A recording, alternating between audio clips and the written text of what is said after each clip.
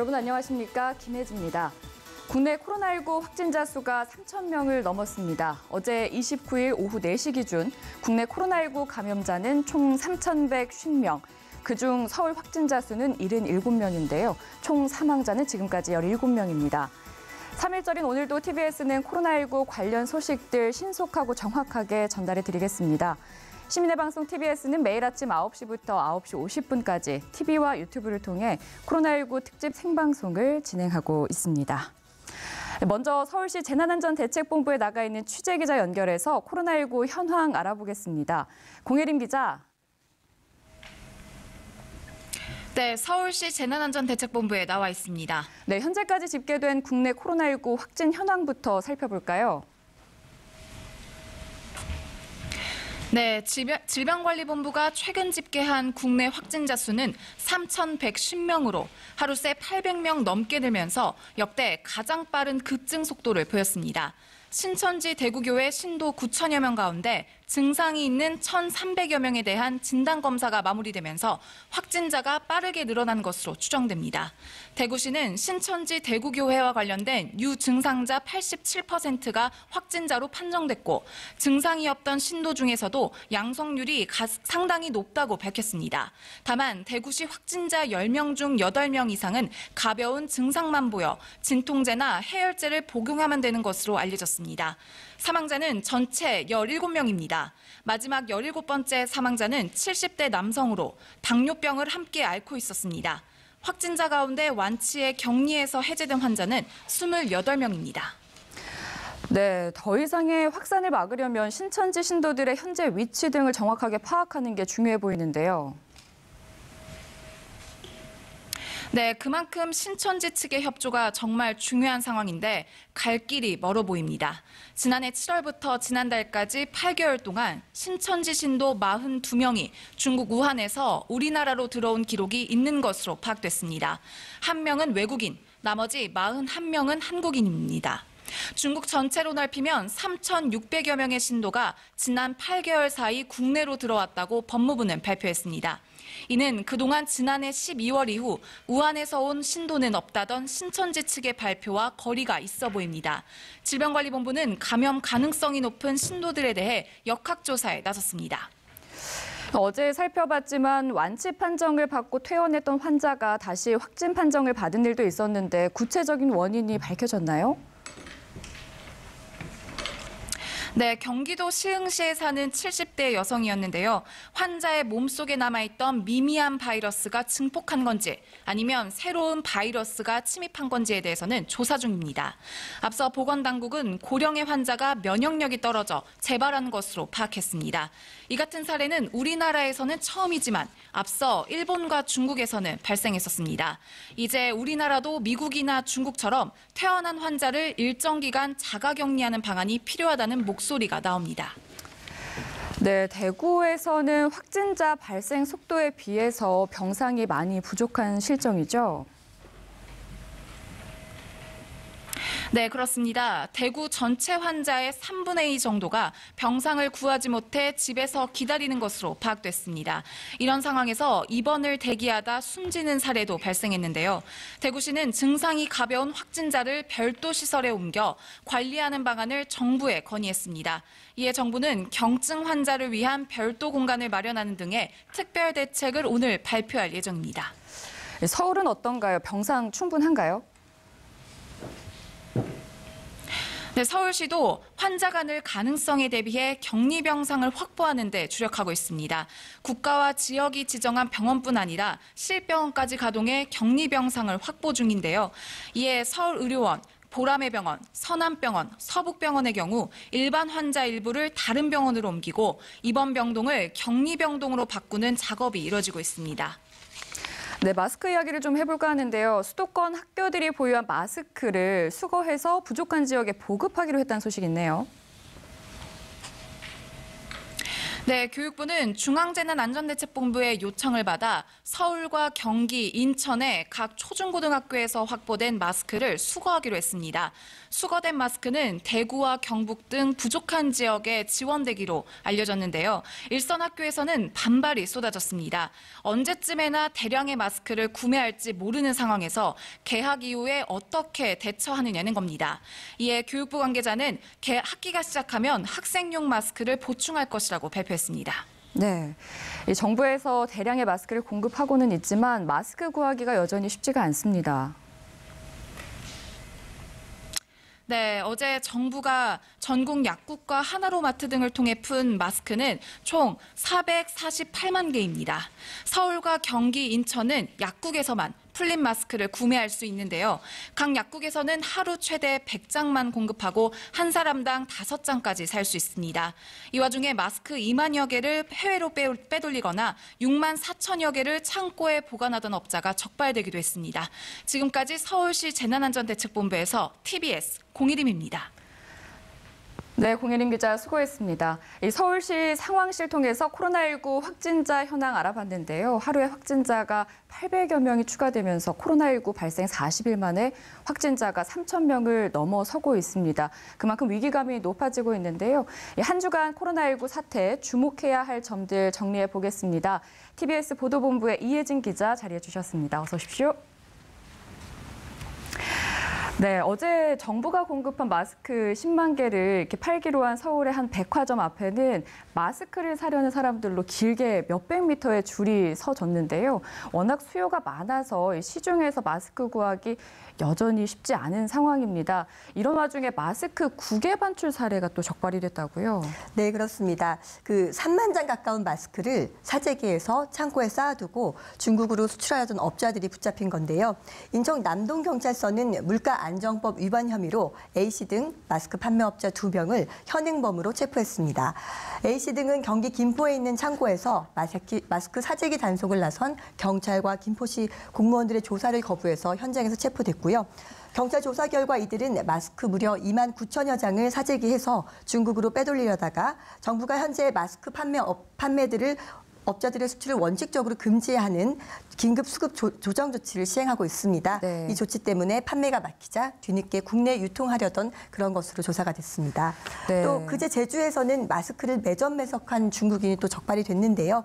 지난달 말 제주에 입국한 한 중국인은 SNS에 마스크 허위 광고를 냈습니다. 그런데 돈만 받고 자취를 감췄고요.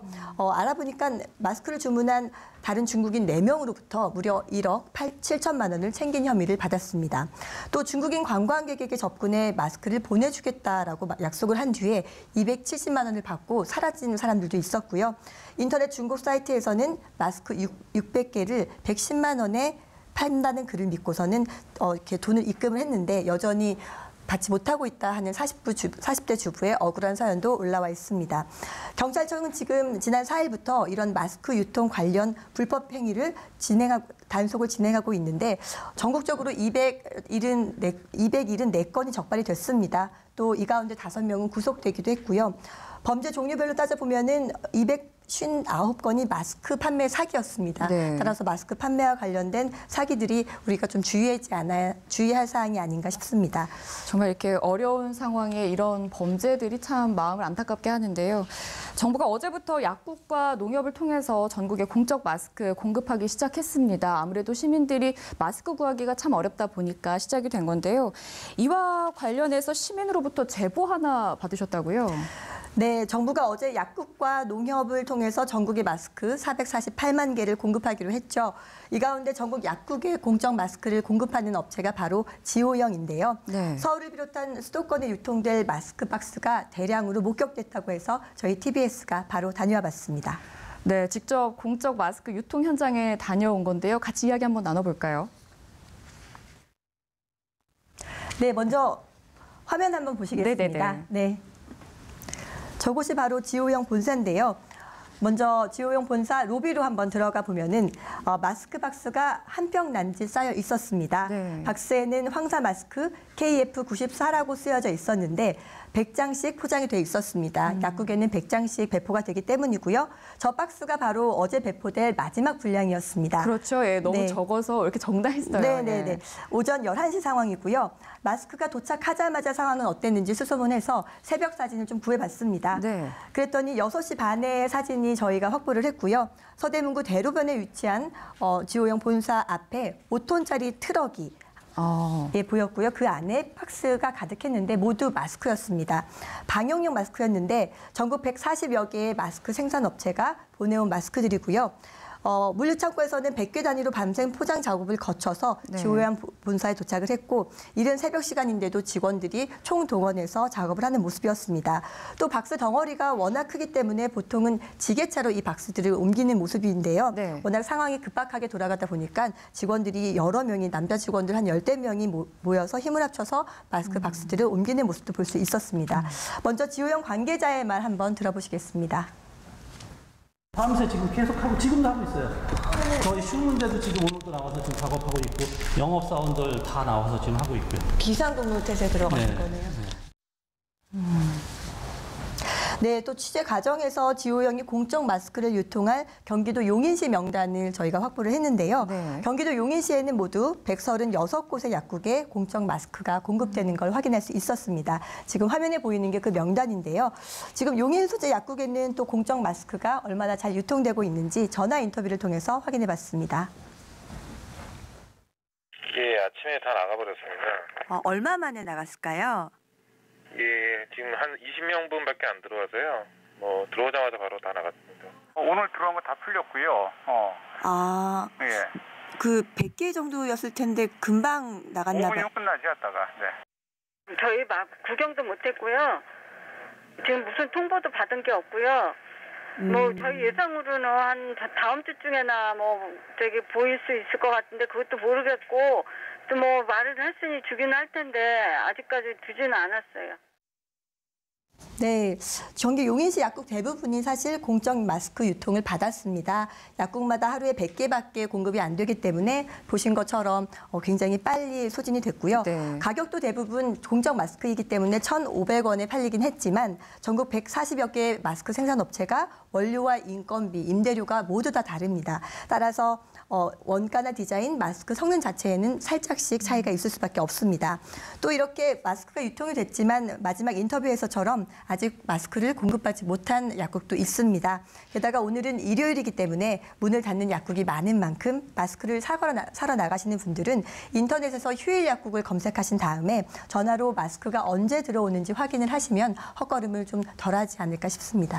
네, 이혜진 기자, 공적 마스크를 살 수 있는 곳들 다시 한번 정리를 해주실까요? 네, 현재 지금 마스크 가격이 굉장히 온라인은 4,000원대 중반, 네. 또 오프라인에서는 3,000원대 중반이 판매되고 있다고 통계청 조사 발표가 나왔어요. 그래서 공적 마스크는 대부분 1,500원 선이기 때문에 굉장히 유리한 조건인데요. 먼저 대구 경북 지역에서 마스크를 구매할 수 있는 곳은 약국과 농협 하나로마트입니다.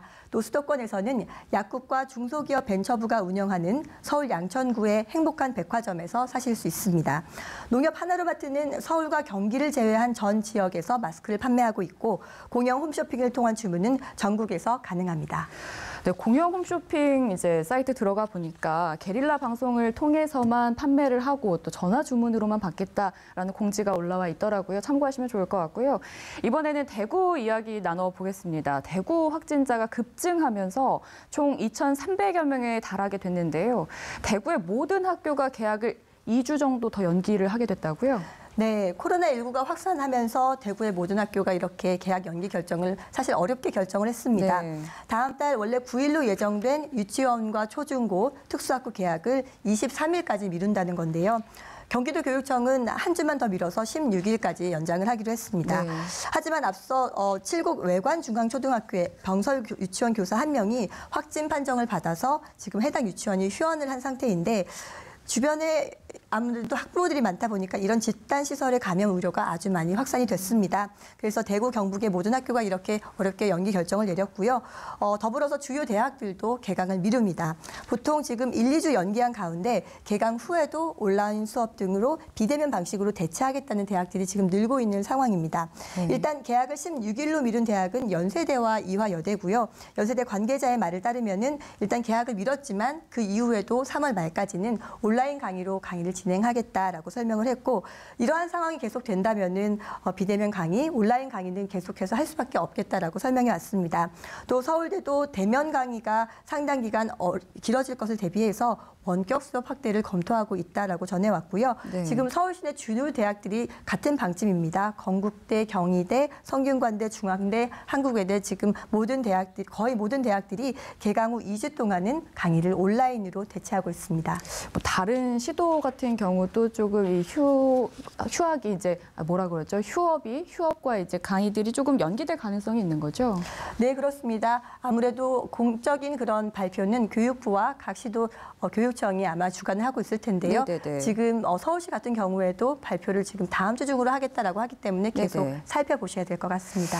사실 다른 애 같으면 보통 3월 2일이죠. 내일 이제 유치원과 모든 초중고에서 개학을 하게 되는데 대학생들은 방금 이야기해 주신 것처럼 뭐 온라인 강의를 한다면 되지만 유치원이나 초중고는 비상입니다. 긴급 돌봄 교실이 운영되고 있기는 한데 상황이 이렇다 보니까 이용률이 좀 저조한 것 같기도 하고요. 네, 초등생 긴급 돌봄 신청을 정부가 받았습니다. 그런데 지금 이용률이 1.8% 아주 저조한 퍼센테이지인데요. 네. 가장 큰 이유는 아무래도 아이들이 감염될까 봐 하는 우려 때문입니다. 네. 지금 전국 유치원과 초중고의 개학이 다음 달 2일에서 9일로 한 주 미뤄지면서 맞벌이 가정에서는 이 보육 공백이 생길 수밖에 그렇죠. 없는데요. 그래서 교육부가 방침을 내놓은 게 개학 연기 기간 동안에는 전국 유치원과 초등학교에서만 긴급 돌봄 교실을 운영하겠다라고 설명을 했습니다.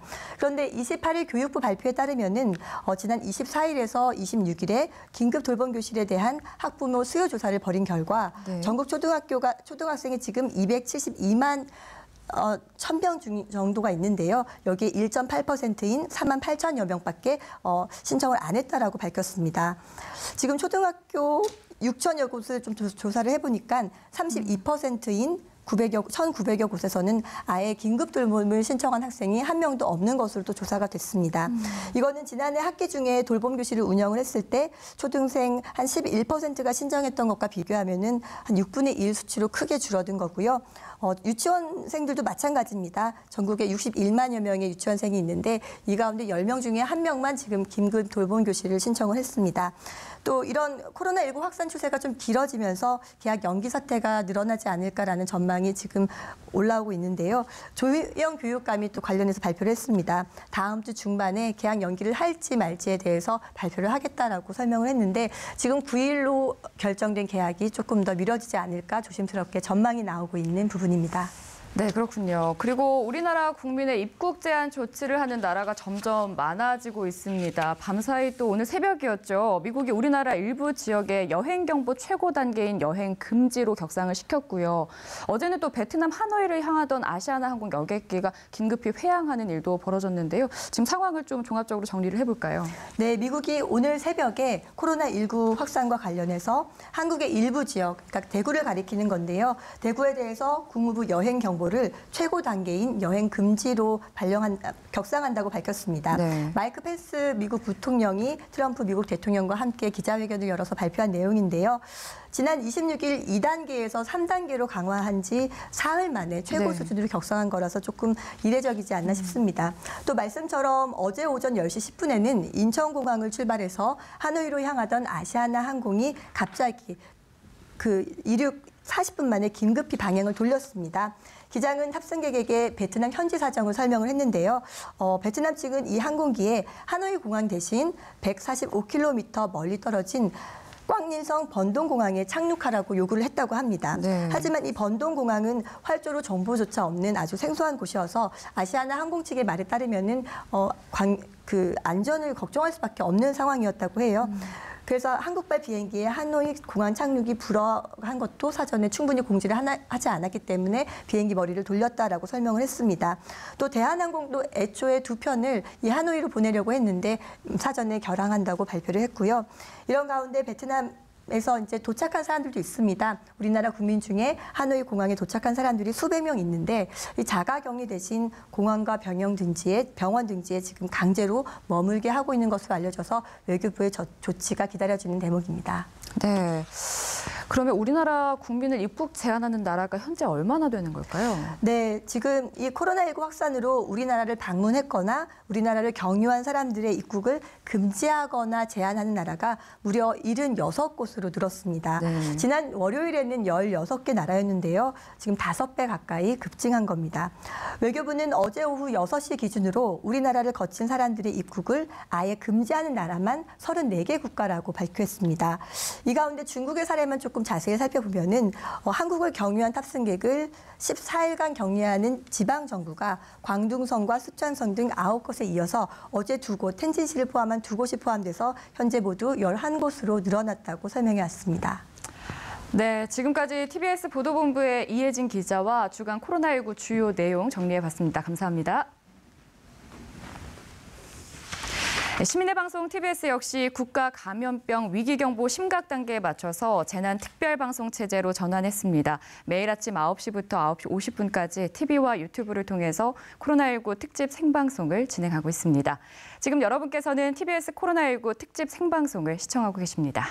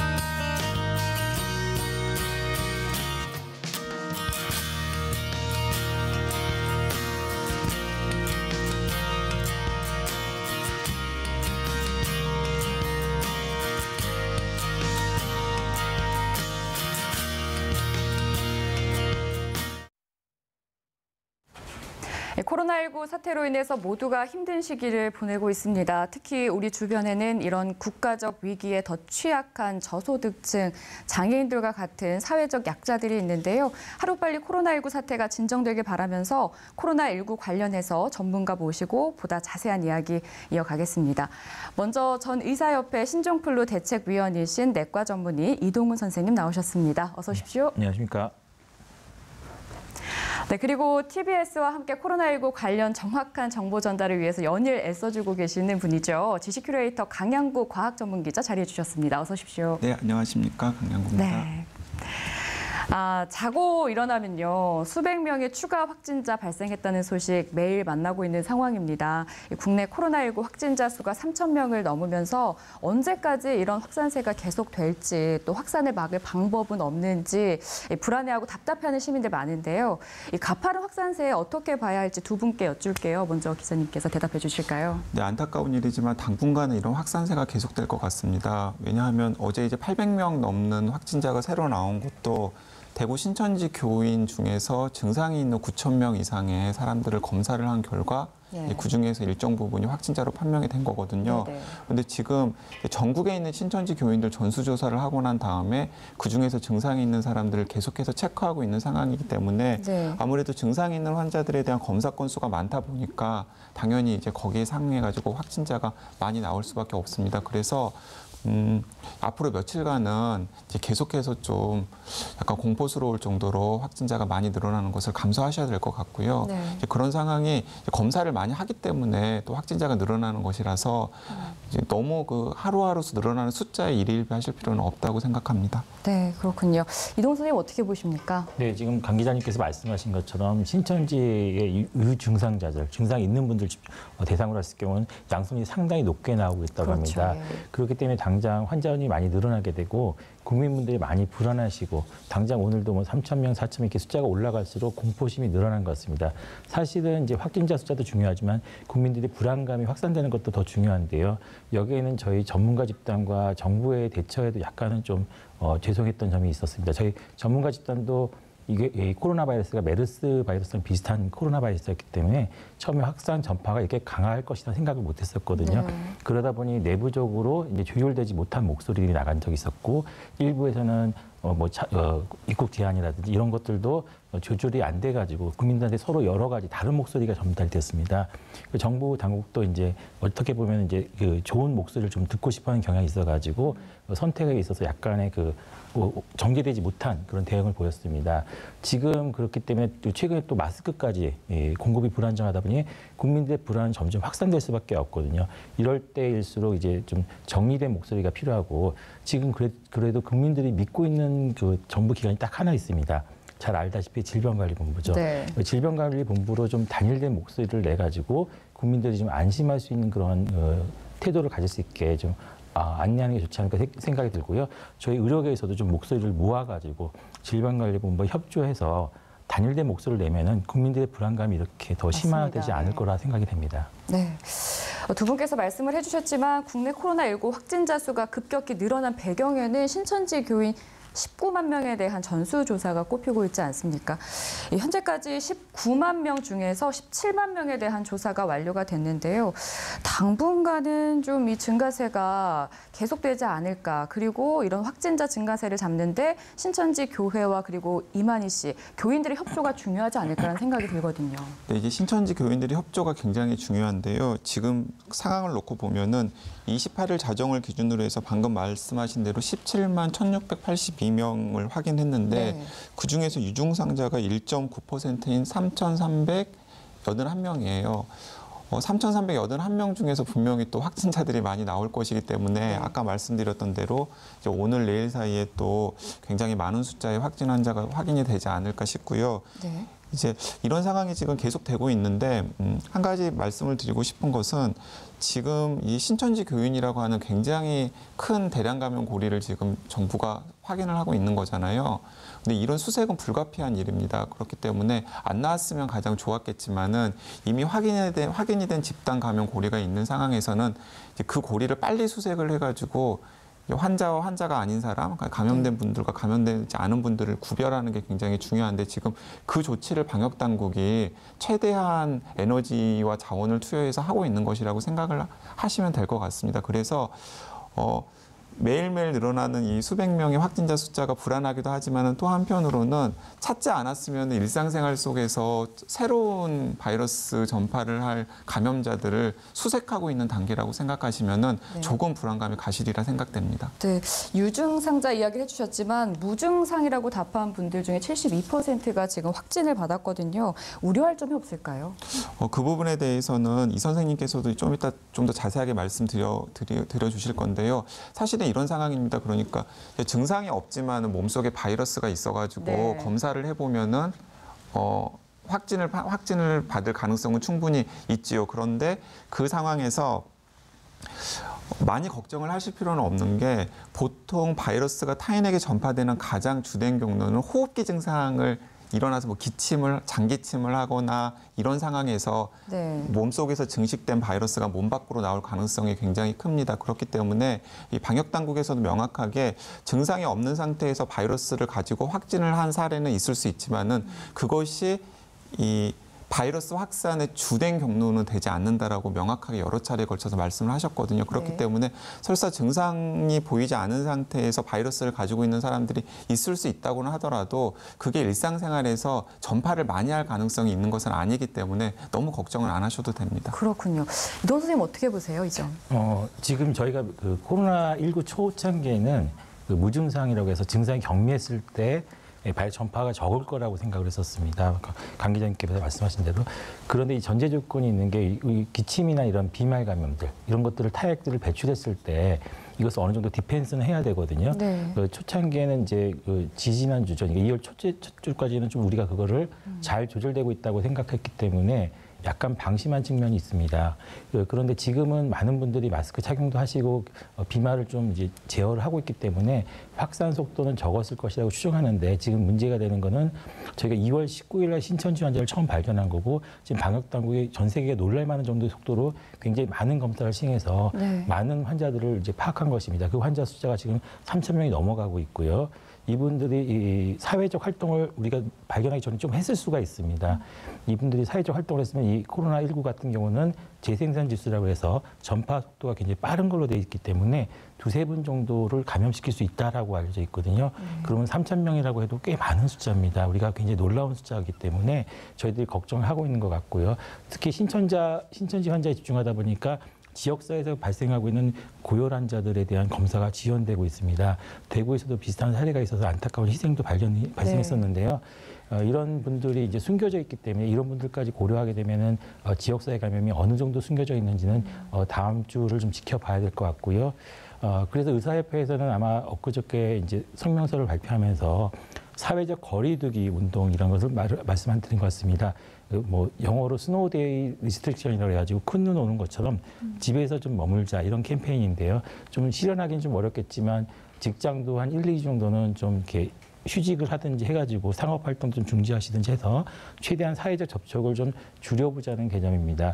감염학회는 좀 더 강하게 나와서 모든 종교 활동이라든지 학교, 뭐 영업 활동, 불필요한 이동까지도 좀 자제를 하자라고 하는데 이렇게 의료계에서 이야기를 드리는 거는 이 사회적 확산을 지금 막지 않으면은 앞으로 조절하기 어렵다는 절박감이 좀 있었다라는 느낌입니다. 이 점을 좀 이해해 주시고 정부 방역 당국이 아마 요 점도 강조를 하는 것 같습니다. 네, 지금 시점에서 이런 확진자 수가 부정적으로 볼 만한 건 아니다. 이제 뭐 긍정적으로 볼 수도 있다라는 이야기를 하는데 이걸 어떻게 좀 해석을 해야 할까요? 네, 이제 가장 이상적인 상황은 이제 바이러스가 전파가 덜 돼가지고 확진자 숫자가 나오지 않는 것일 테죠. 그렇기 때문에 뭐 전문가들이나 혹은 방역 당국에서 초기에 이제 몇 차례 실기를 해서 이런 대량 감염 고리가 만들어진 것 자체는 책임을 느껴야 될 부분이고 또 저희들이 같이 공동으로 대응해야 될 부분이라고 생각을 합니다.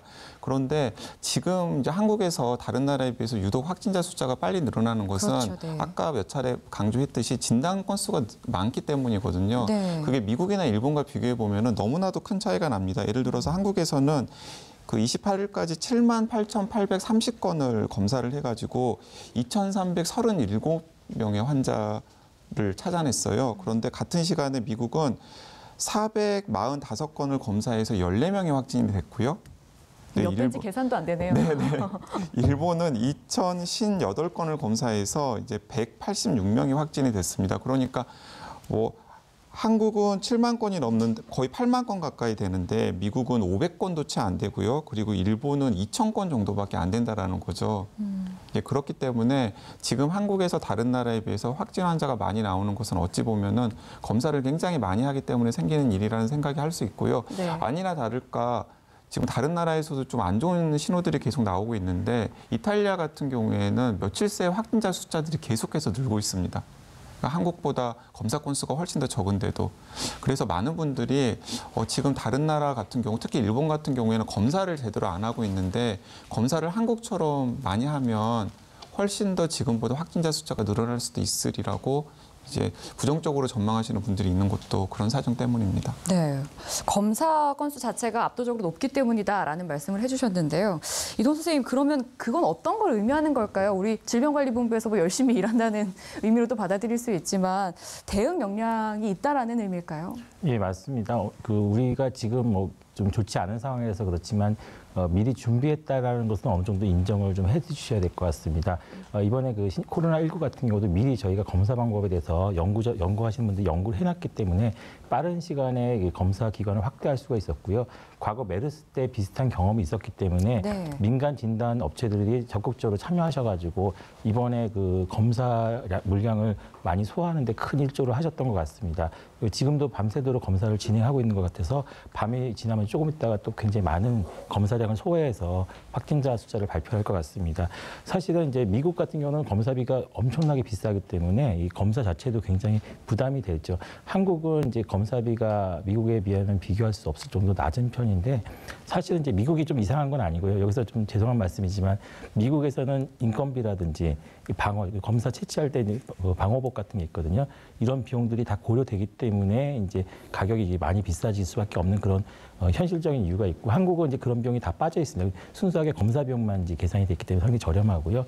일본의 같은 경우가 좀 특이한 경우인데 사실 올림픽을 앞두고 있기 때문에 상당히 정부가 소극적으로 대응을 하고 있는데 사회적 반응도 굉장히 소극적으로 나오고 사실 좀 불안하다는 느낌은 많이 갖고 있습니다.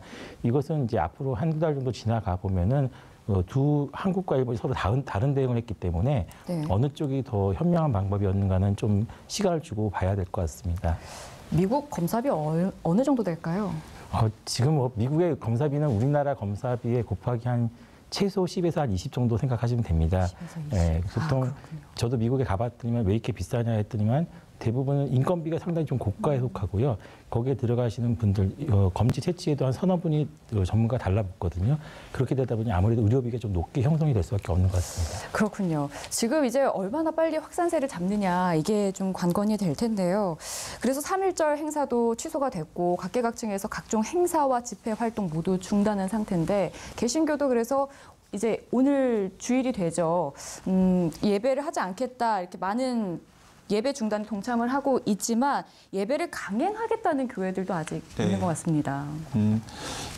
이제 경험으로부터 교훈을 얻어야 되는 건데요. 지금 이 코로나19 바이러스가 유행하기 시작한 지 거의 한 달이 좀 넘은 시점에서 우리나라에서 이제 대량 감염의 고리가 나온 곳이 가장 중요한 곳이 병원이랑 그리고 교회예요. 그러면은 병원은 지금 굉장히 조심들을 많이 하고 있습니다. 그렇다면은 교회에서 이 여러 전문가들이 공고하는 사회적 거리두기라고 하는 이 방역 대책을 실천하기 위해서라도 일요일 주일 예배를 좀 취소를 하기를 바랐었는데 아니나 다를까 뭐 천주교라든가 아니면 일부 대형 교단 같은 경우에는 이제 그런 흐름을 이제 따라가는 모습을 명백하게 보이고 있는데 문제는 뭐냐면 감염 가능성이 가장 높은 서울 소재의 대형 교회 중에서 일부 교회는 여전히 일요일 주일 예배를 이제 강행할 태세를 이제 보이고 있단 말이죠.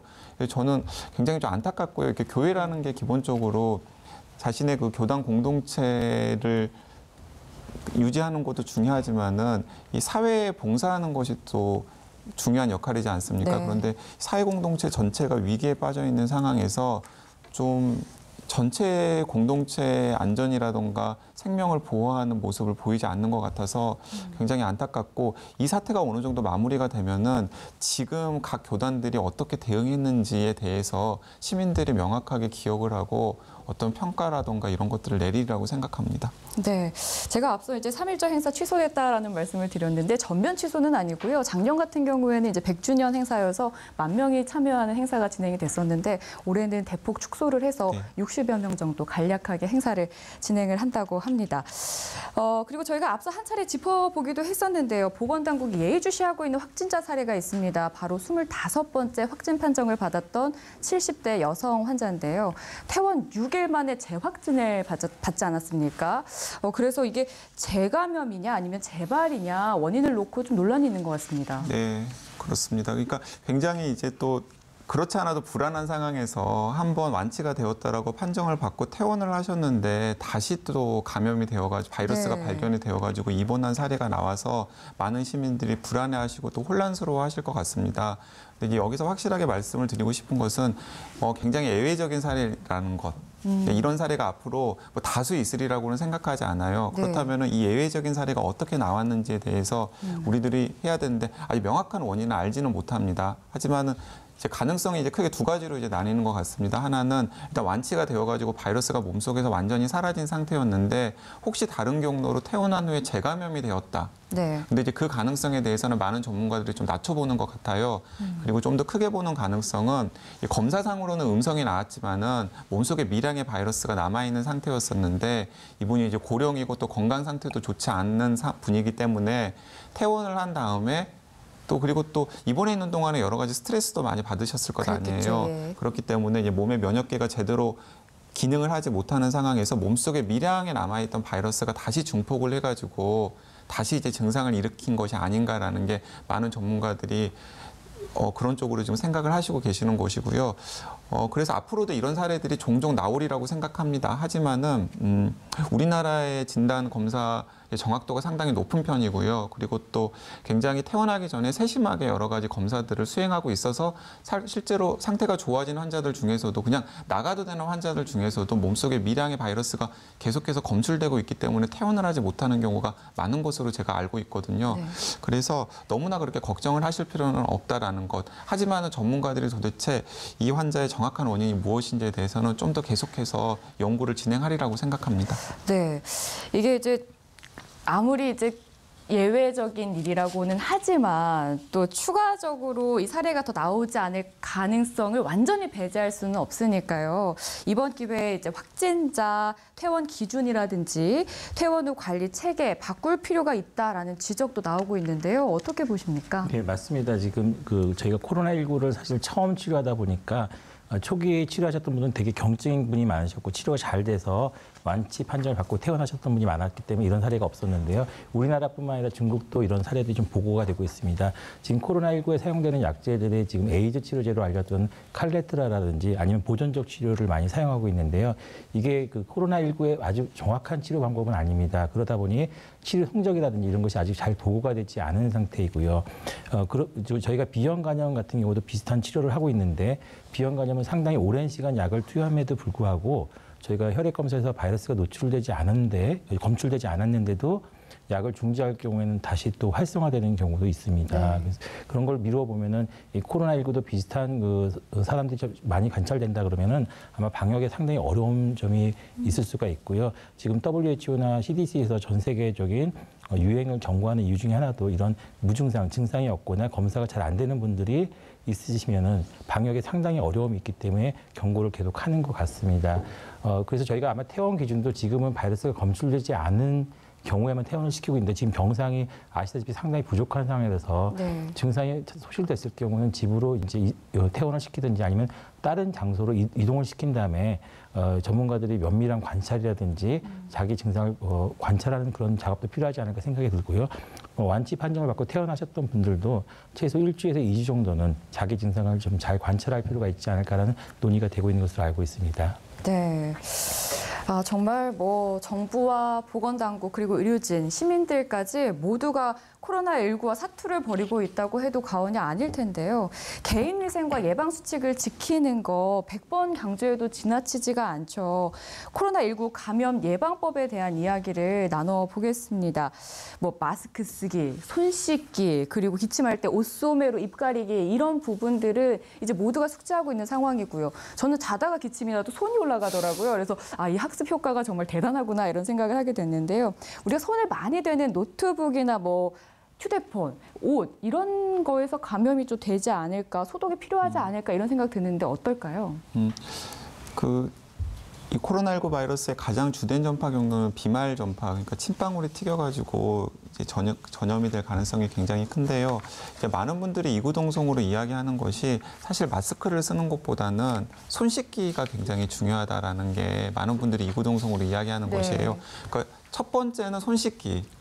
첫 번째는 손 씻기고 이제 두 번째는 다중이용 시설이나 혹은 대중교통처럼 사람들이 많이 모이는 곳에 갈 때는 부득이하게 이제 마스크를 착용하는 것이 두 번째일 텐데요. 그렇다면 이제 손 씻기를 강조하는 이유는 손을 통한 전파 가능성이 굉장히 높기 때문이거든요.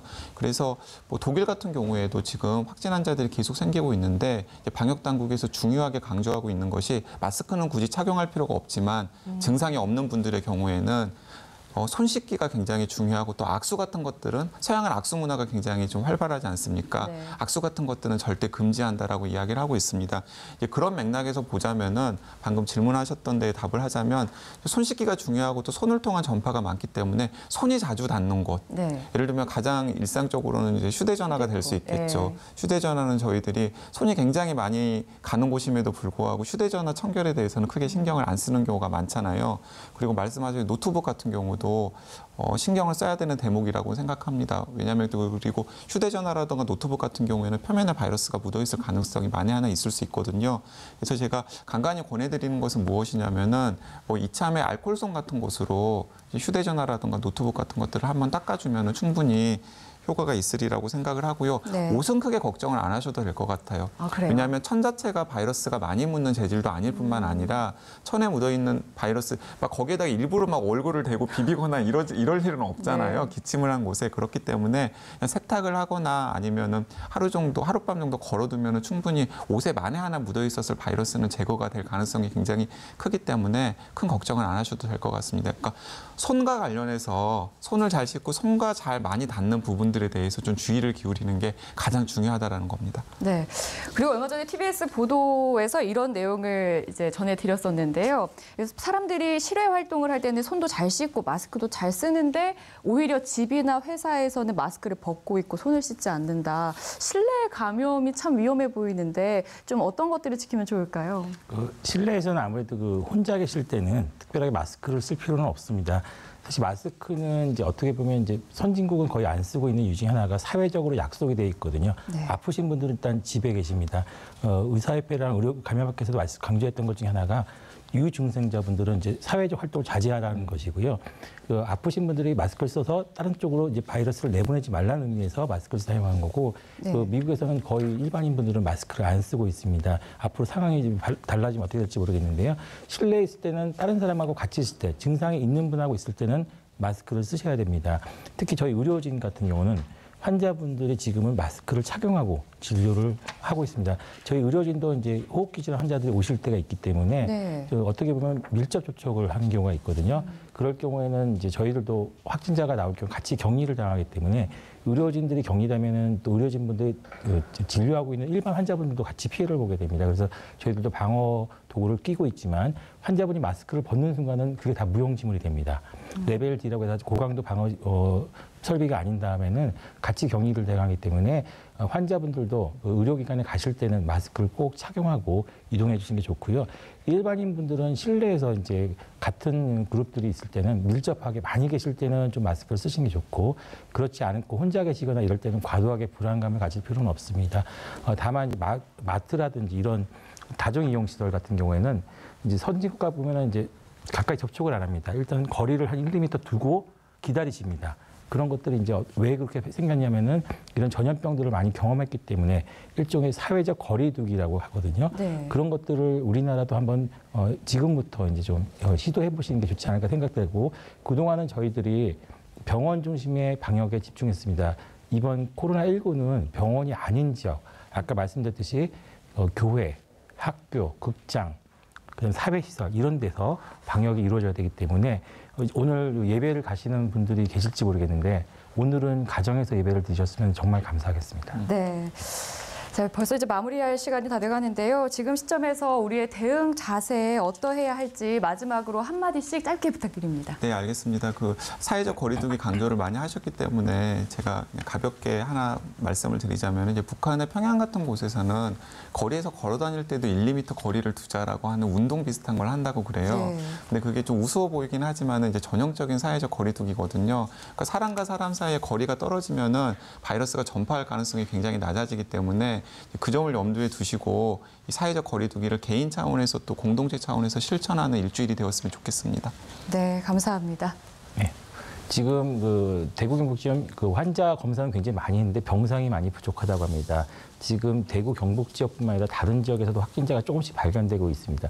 환자분이 발견되지 않은 지역에서도 조심을 하셔야 될 것 같고, 특히 병상 확보가 지금 가장 어려움에 처해 있는 것 같습니다.